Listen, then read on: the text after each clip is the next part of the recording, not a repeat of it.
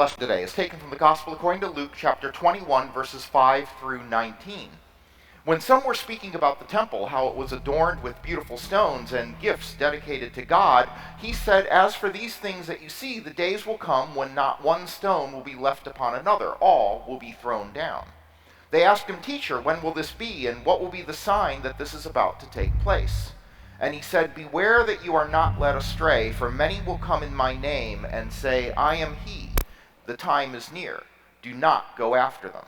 When you hear of wars and insurrections, do not be terrified, for these things must take place first, but the end will not follow immediately."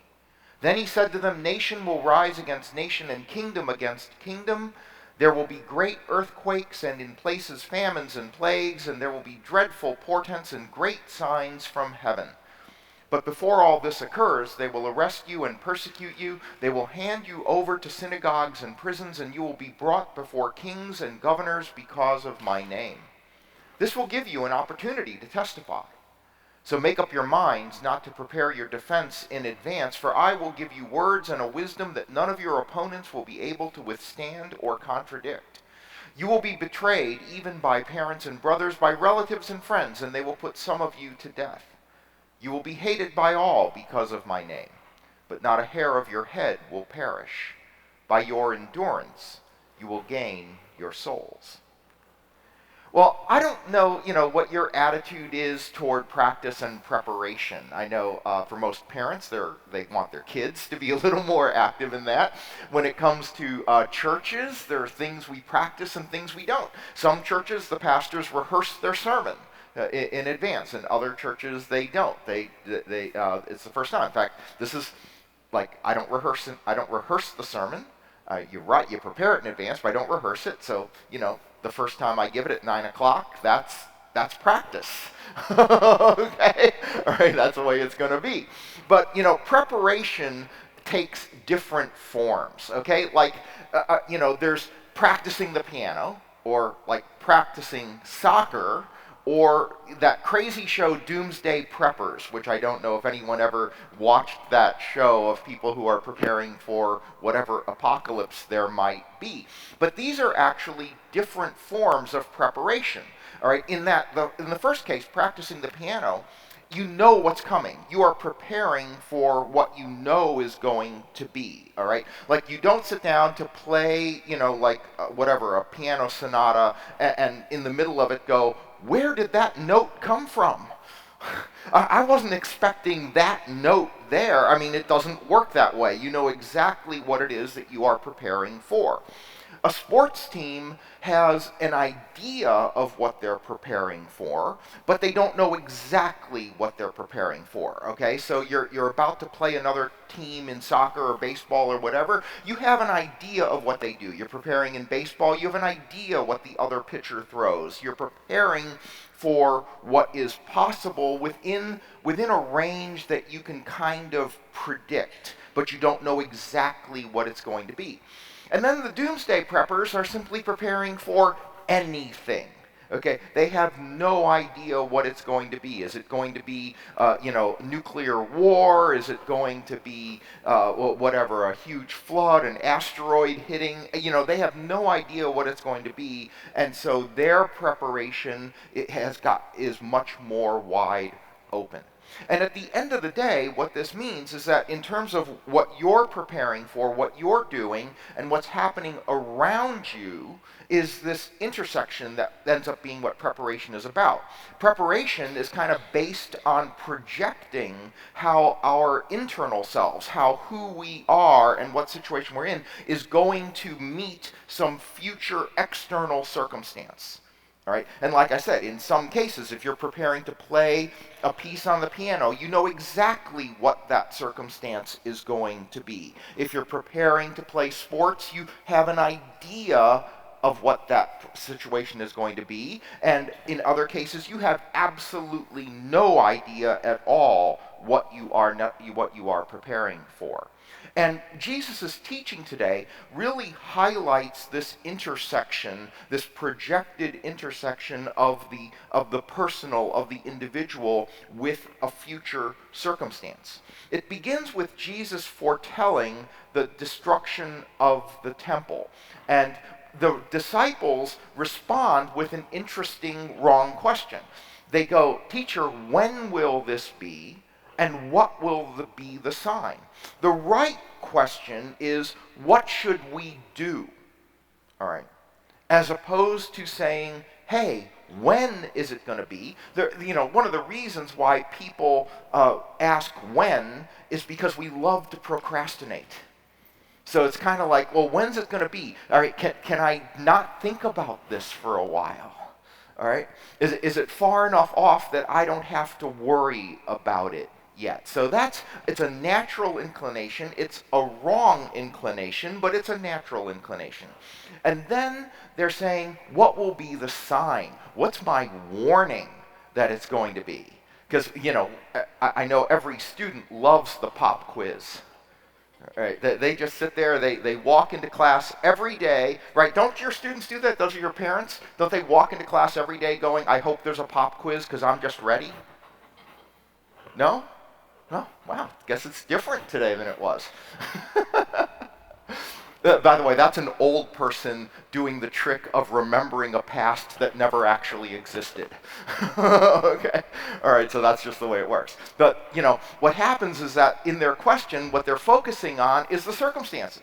Because what we'd rather do, even though we understand that what we're preparing for is this intersection between who we are or who we're going to be with the situation we're going to find ourselves in, we would rather focus on the situation than ourselves.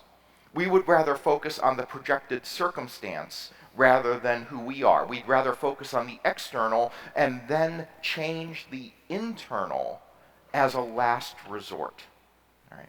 And so even when we read this story, or stories like it in the Bible where Jesus talks about an apocalyptic future, we tend to focus on the specificity of the circumstance. And so one of the things that you'll often hear is that when things happen in the world that correspond to what Jesus said, people go, oh my gosh, is this the time? And so people look at things like famines and plagues.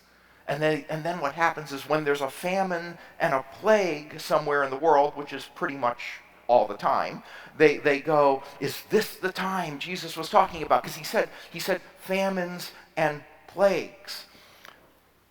The problem is that this was simply wordplay, okay? So in the Greek, this is what it is. Famines and plagues is limoi kai loimoi. Say it with me, limoi kai loimoi. All right? It's just words that roll off the tongue. It's alliteration. All right? It's not because he's saying specifically famine and plague. It's because this is just a memorable phrase that you would use, okay? Limoi kai loimoi. It's just something that you would remember. It's not that he's saying look for these particular things. He's just giving this categorical expression of things that are unwanted, things that are disastrously bad, and he's using this alliterative, poetic language to make it memorable, and it just rolls off the tongue. Okay, and this happens, by the way, a lot of times in what Jesus says. There's another place where he says, talks about a gnat and a camel, and of course one is really small and one is really big. But the issue there is that in Aramaic those words rhyme. Okay, and so it's often just about using memorable language in a hyperbolic way so that you remember it. So he's describing frightening times, and in this story, it begins with a reminder of how frightening it is. Because there's another interesting thing about reading Scripture, which is that it brackets time. Because you're writing, the Bible itself is, in a sense, historical. All right? It's not a diary.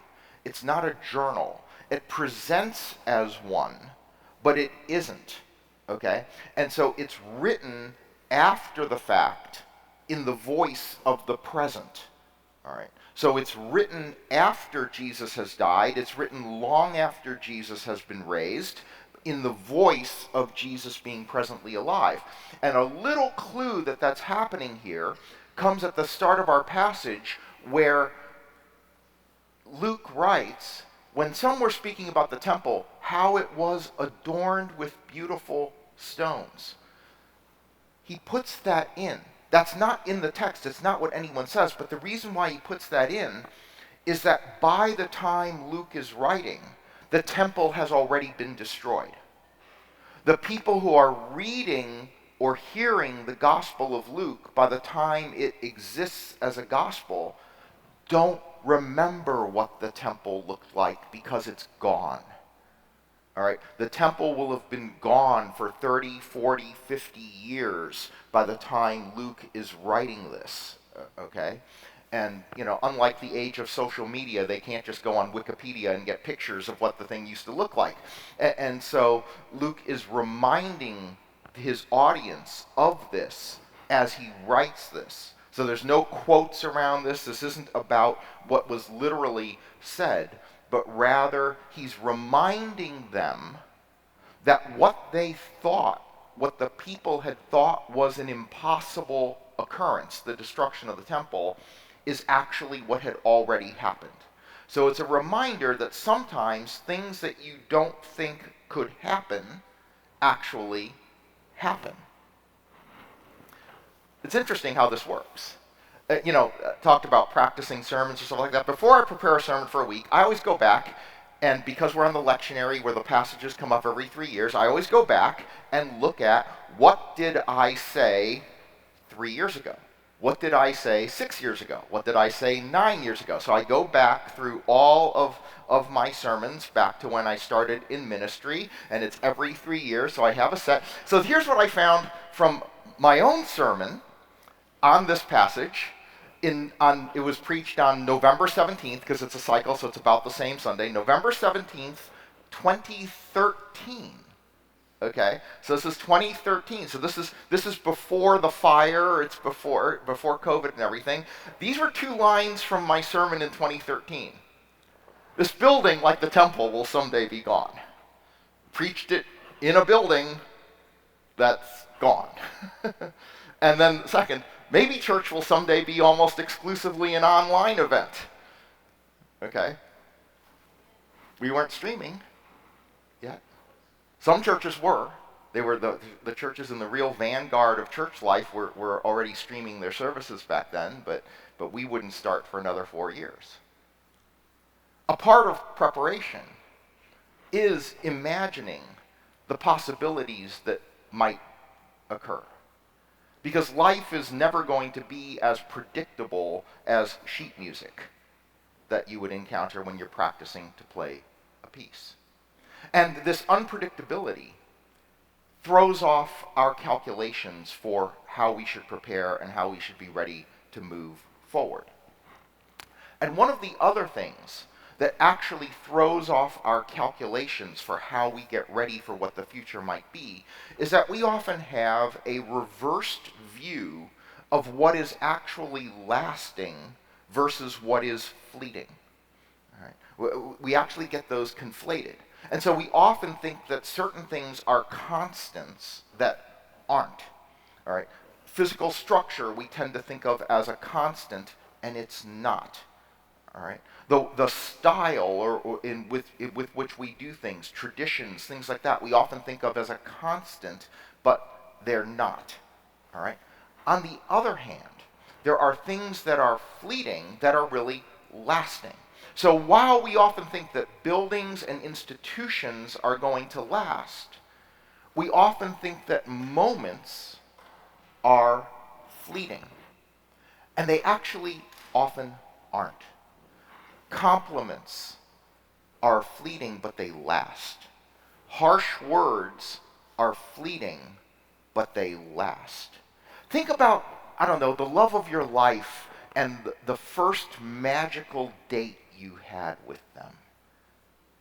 Fleeting, but it lasts. Taking your kids on a trip to a place that they love. Fleeting, but it lasts. All right? That's actually what's lasting. And all these other things are not. All right? Right? If Disney World disappeared tomorrow, okay, your memories of it would not. All right. So it's actually the experience that is lasting, and the place is fleeting. All right. And when we talk about this idea of preparation as being about the internal and the external, it's actually the internal that's lasting. It's actually the internal that's the bedrock that we rest on, and that is what Jesus is trying to tell us to focus on.